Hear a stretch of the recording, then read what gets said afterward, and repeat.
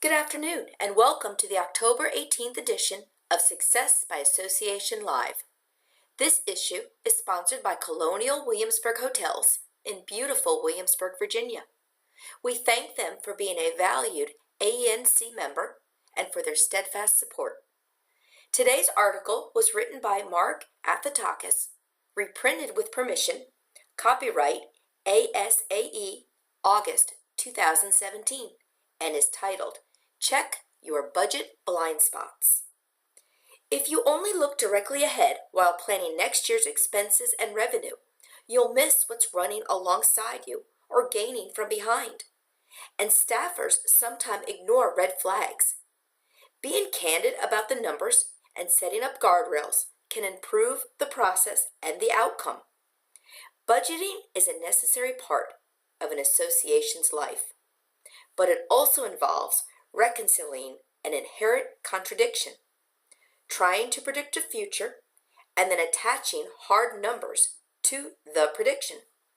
Add to that challenge department managers who have ample expertise in their disciplines, but who aren't necessarily association finance wizards, and it's no surprise that budgeting becomes a headache for many organizations. Staffing, technology, and especially meetings are a few of the major areas where associations often miss the mark on budgeting.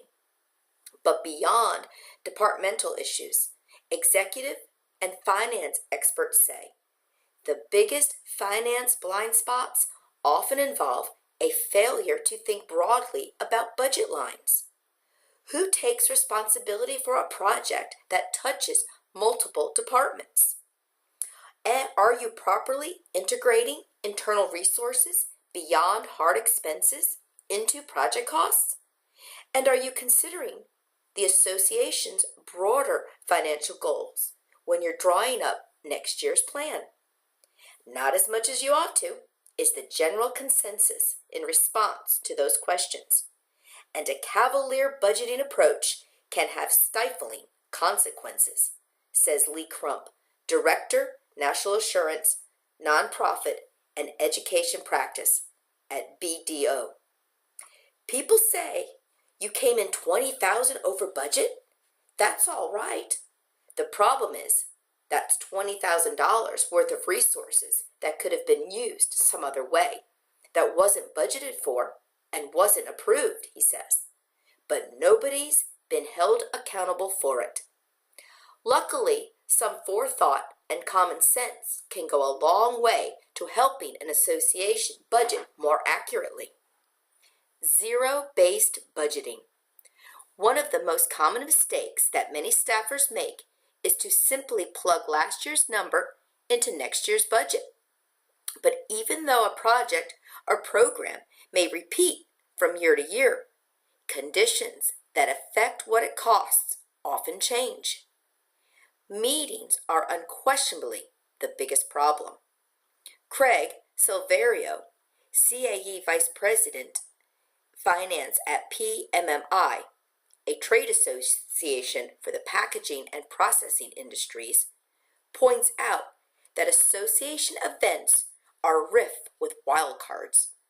Locating a meeting in a different venue every year can affect travel costs, attendance, facility rentals, food and beverage, and more. Inevitably, those meetings change in structure, Silverio says. Are the same amount of people going to be there? Is it in the same geographic location? What are the costs in the city?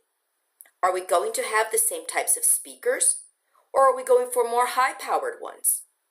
Are we going to have more customer panels where we have to pay people? What type of volunteer speakers are we working with? To account for such shifts, Silverio advocates for zero-based budgeting, building each project budget annually out of a fresh cost and revenue analysis, rather than carrying prior numbers forward. In the case of meetings, he instructs staff to deliver a budget based on the cost specific to upcoming events venue, using their list of food and beverage costs, and those pesky service charges.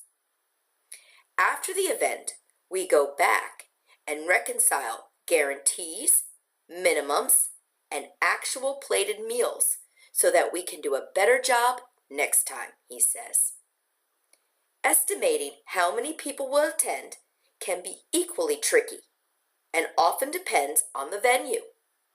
Douglas Klein, CAE President of Professional Association Services, prefers to estimate based on a 3-year rolling average. Yes, our goal is to do better financially, but we cannot budget on wishes and good intentions, he says. A board's blind spot. An association's CEO handles its day-to-day operations, but the buck ultimately stops with the board, which is charged with monitoring and approving budgets. How do nonprofit boards tend to do that? A 2015 survey of nonprofit directors conducted by the Stanford Graduate School of Business, BoardSource, and GuideStar found mixed results. 32% of respondents say they are not satisfied with the board's ability to evaluate the organization's performance. 55% say they review financial statements quarterly. 42% say their organization does not have an audit committee. 82% say they are very or moderately satisfied with the quality of financial reporting at their organization. Art of anticipation. Strong policies and procedures can help rein in budget lines that may otherwise run amok. A key is anticipating future needs before they arise. Consider technology, which at large organizations can be complicated and expensive. Clump prescribes breaking out technology budgets into an operating budget for day-to-day IT matters and a capital expenditure budget to handle new servers, phone systems, and so on that rotate out every few years. To encourage IT departments to do better budget for those expenses, he recommends that any variances of greater than a specified dollar amount or percentage require board approval. Dave Zapponi, President and CEO of the California Association of Community Managers, has seen that struggle at the ground level at small associations he's worked with. Software can be cheap on the front end, he says, but associations often don't anticipate how much extra they will be paying in support costs. He now makes sure those costs are built into his budgets. The number one issue is, how much customization are we going to have to do, he says. Once you get the software, reality will hit. We will make sure we have a certain percentage set aside for technology investment. Keeping staff accountable. Accountability can be straightforward when it comes to laptops and software. That's IT's job. But who owns, say, e-learning, which touches not technology, but education, credentialing, publications, and more? For complex project, Clump recommends that one person take responsibility for budgeting on a per-project basis, rather than have various participants chime in. Anything that's done by committee might turn out really well, but when it comes to finance and budgeting by committee, it usually doesn't, he says. Either somebody is really a stickler on the costs, or they don't care, thinking, we're building the best mousetrap we can, regardless of costs. Another issue is ensuring that department heads are watching not just dollars spent on a project, but time spent by employees as well. In the association world, time can be 60 to 70% of our costs, Zapponi says. If somebody is riding a sacred cow and they don't want to let go of it, it's pretty easy to look really good if you're not allocating properly for that product area. Your accounting system has to support that. Staffers can also stumble when it comes to budgeting appropriately for travel. You'll have people who will put a budget together and say, this activity is going to be 5 travel days, and there are going to be 3 people going, says PMMI's Silverio. Next thing you know, the activity has 180 travel days, which is ridiculous. People can sometimes wear rose-colored glasses about all things they're planning to do. The big picture. But just as individual staffers need to take ownership of budgets for specific projects, an association's leadership needs to help direct those staffers to keep the organization's broader strategy in mind. Patrick Nichols, president of Transition Leadership International, says C-suite executives too often fail to present the broad strokes of a financial plan to the people doing the frontline budgeting. Leadership should draw specific implications for budgeting, he says. For example, this plan suggests that we will spend significantly more on X, where we have to make investments. That means that without significant revenue growth, we must spend significantly less on Y and Z. When budgets are submitted by departments, they should provide a brief narrative explaining how this budget reflects the requirements of the plan. Tim Schaefer, executive director at the Ohio Society of Professional Engineers, argues for an iterative approach to budgeting, performing weekly updates on revenue drivers such as attendance and membership, and comparing the numbers to prior years. That not only helps with future projections, but also allows the association to make cost-saving moves on the fly.